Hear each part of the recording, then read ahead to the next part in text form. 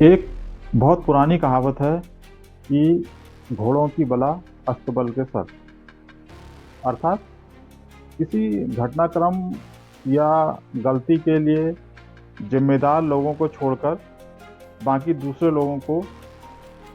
उसकी सजा देना।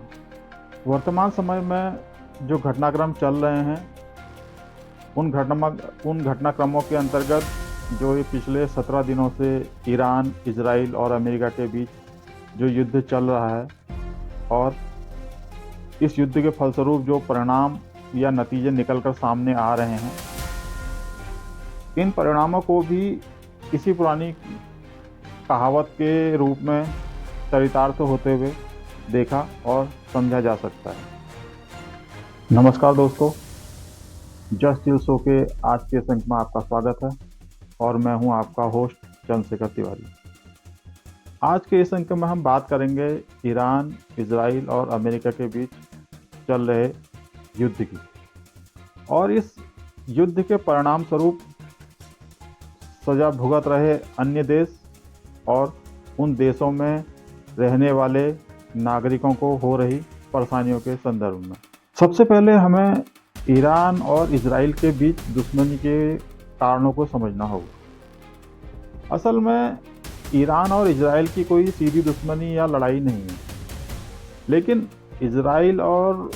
फिलिस्तीन के बीच जो लंबा संघर्ष चला आ रहा है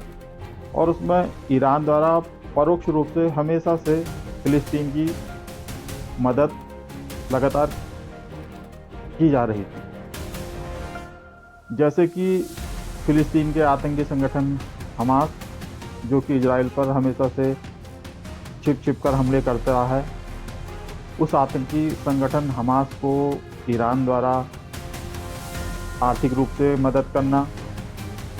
हथियारों के द्वारा मदद करना और तकनीकी सहायता देना आदि। इसके अलावा इजराइल के जो अन्य पड़ोसी देश हैं, जैसे कि सीरिया, यमन, मिस्र आदि, तो इन सब देशों में भी कोई ना कोई आतंकवादी संगठन लगातार सक्रिय रहे हैं और इन देशों से भी परोक्ष रूप से कभी ना कभी आतंकवादी संगठनों द्वारा इजराइल पर हमला लगातार किया जाता रहा है। जैसे कि एक आतंकवादी संगठन है हिजबुल्लाह और एक दूसरा आतंकवादी संगठन है हूती। ईरान द्वारा इन दोनों संगठनों को भी आर्थिक, तकनीकी और हथियारों के रूप में मदद देकर लगातार परोक्ष रूप से इजराइल को निशाना बनाया जाता रहा है। और इन सब कारणों में से सबसे बड़ा कारण है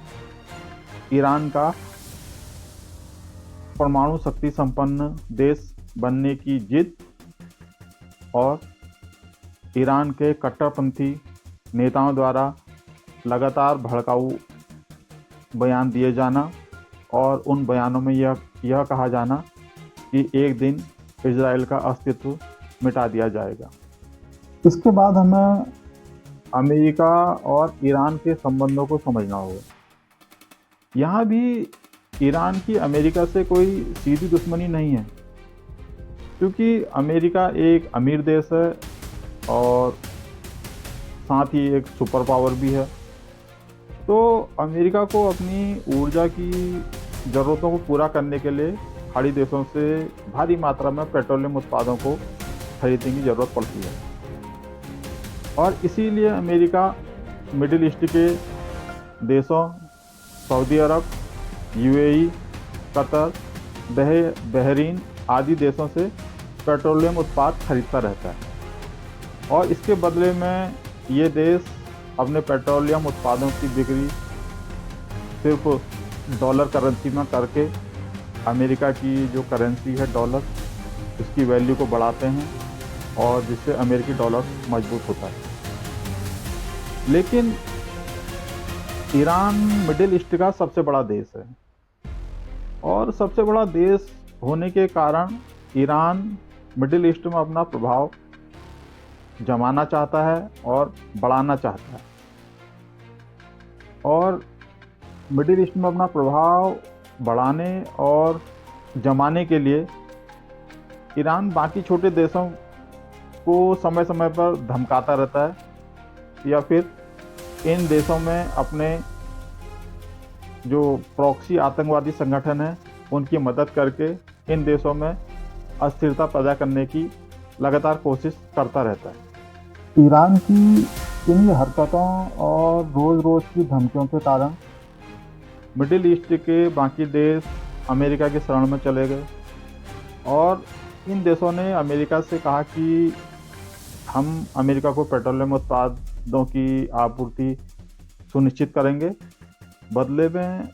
अमेरिका हमारे यहाँ अमेरिकी आर्मी के बेस कैंप बनाए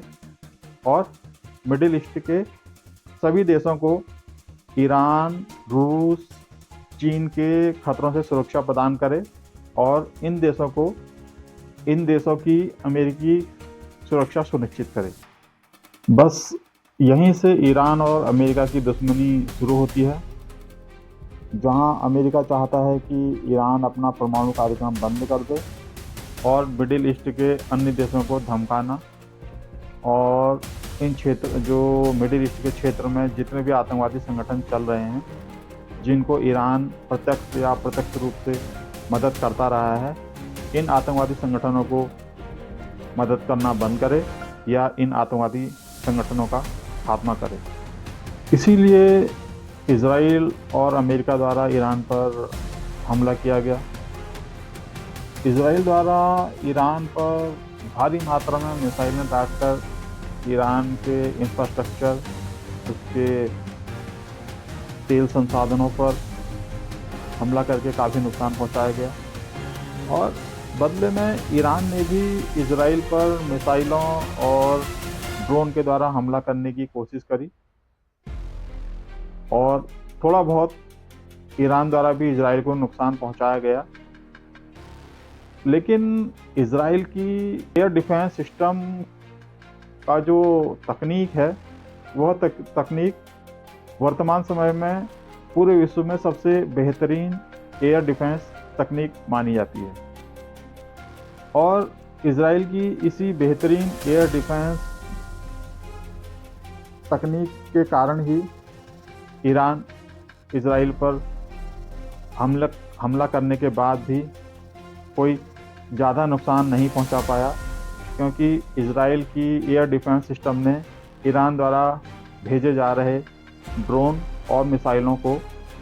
रास्ते में ही इंटरसेप्ट करके नष्ट कर दिया। और ईरान से अमेरिका की दूरी काफ़ी अधिक होने के कारण ईरान द्वारा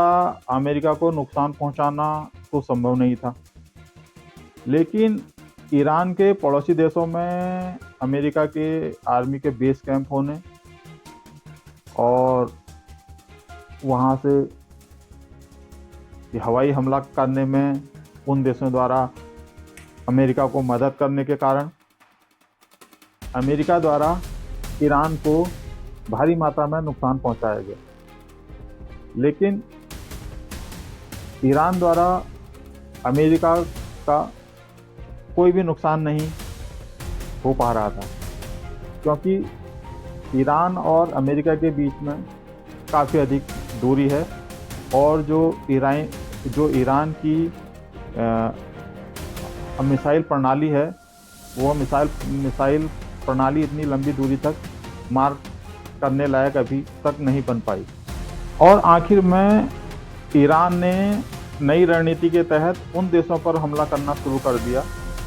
जिन देशों में अमेरिकी सेना के बेस थे और जहां से अमेरिका द्वारा ईरान पर हमला किया जा रहा था। यह रणनीति इसलिए अपनाई गई ताकि हमला झेल रहे देश अमेरिका पर यह दबाव बनाएं कि आप लोगों की आपसी लड़ाई का नुकसान हमारे देश और हमारे देश में रहने वाले नागरिकों को झेलना पड़ रहा है और आप लोगों की आपसी लड़ाई में हमारे देश के संसाधन नष्ट हो रहे हैं और हमारे देश के नागरिकों की जान जा रही है। ईरान ने अपनी इस रणनीति के तहत सऊदी अरब में उसकी सबसे बड़ी या कहिए कि दुनिया की सबसे बड़ी तेल रिफाइनरी कंपनी आरामको पर हमला किया। यूएई में उसके तेल भंडार और उसके होटलों पर हमला किया और इसके अलावा कतर और बहरीन आदि देशों में भी उसकी महत्वपूर्ण इमारतों को निशाना बनाया। और जिन देशों से अमेरिका द्वारा मदद लेकर ईरान पर हमला किया जा रहा था, उन सभी देशों पर ईरान के द्वारा एक एक करके हमला किया गया और उन देशों के भी तेल भंडार और उनकी महत्वपूर्ण इमारतों को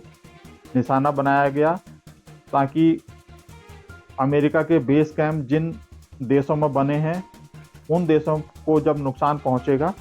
तो वह अमेरिका को मदद करना बंद कर देंगे और इन देशों के तेल उत्पादन को निशाना बनाकर तेल और गैस की कमी पैदा कर दी। और अमेरिका के लिए कोड़ में खाज वाली स्थिति तब पैदा हो गई जब ईरान ने अपने समुद्री परिवहन क्षेत्र स्ट्रेट ऑफ हॉर्मुज से तेल या गैस लेकर जाने वाले जहाज़ों को भी निशाना बनाना शुरू कर दिया और यहीं से पूरी दुनिया में तेल और गैस उत्पादन की कमी होने लगी और तेल और गैस के दाम बेतहाशा बढ़ने लगे। और आज की तारीख में ईरान, इजराइल और अमेरिका के युद्ध में पूरी दुनिया के लोगों को महंगी कीमतों पर तेल और गैस खरीदने को मजबूर कर दिया है और यही स्थिति आगे भी बनी रही तो संपूर्ण विश्व में आर्थिक मंदी की आशंका भी जताई जाने लगी है और यह सब विश्व के बाकी देश और उनकी जनता को भुगतना पड़ेगा, जिनका इस युद्ध से कोई लेना देना नहीं है। और यही सब घटनाएं इस कहावत को चरितार्थ करती हैं कि घोड़ों की सजा अस्तबल को, अर्थात जिनका इस घटना में कोई लेना देना नहीं है या जिनका कोई गुनाह नहीं है, उन्हें भी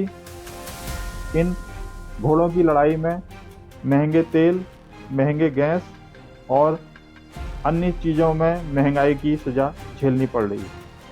आज के इस अंक में बस इतना ही। फिर मिलते हैं किसी नए मुद्दे के साथ। अगर आपको हमारा यह प्रयास पसंद आ रहा है तो मेरा आपसे ये अनुरोध है कि हमारे इस चैनल को लाइक, सब्सक्राइब एवं शेयर अवश्य कीजिए और जब तक हम आपके सामने दोबारा हाजिर हों किसी नए मुद्दे पर अपनी राय रखने के लिए, तब तक आप लोग भी कीजिए। जय श्री। धन्यवाद।